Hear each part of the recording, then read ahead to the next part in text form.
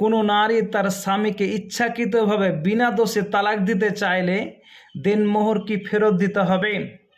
যদি স্বামী পরিশোধ করে থাকেন দেনমোহর অবশ্যই স্ত্রীকে ফেরত দিতে হবে। আর স্বামী যদি দেনমোহর পরিশোধ না করে থাকে তাহলে দেনমোহর আর দেওয়া লাগবে না। সহিহ বুখারী হাদিস নাম্বার 5276। ইবনু আব্বাস রাদিয়াল্লাহু তাআলা আনহু থেকে বর্ণিত, তিনি বলেন, সাবিত ইবনু কায়েস ইবনু শাম্মাস রাদিয়াল্লাহু তাআলা আনহু এর স্ত্রী নবী করিম সাল্লাল্লাহু আলাইহি সাল্লামের কাছে এসে বলল, হে আল্লাহ রাসূল সাল্লাল্লাহু আলাইহি সাল্লাম, আমি সাবিতের দিন ও চরিত্রের ব্যাপারে কোনো দোষ দিচ্ছি না, তবে আমি কুফরির আশঙ্কা করছি।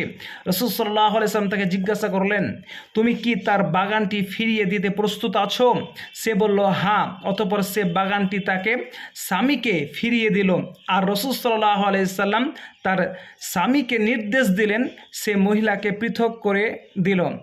খোলা তালাক যাকে বলা হয়। অবশ্যই যদি স্ত্রী ইচ্ছাকৃতভাবে বিনা দোষে স্বামীকে তালাক দিতে চায়, অবশ্যই যদি স্বামী দেনমোহর পরিশোধ করে থাকে অবশ্যই দেনমোহর স্ত্রীকে ফেরত দিতে হবে।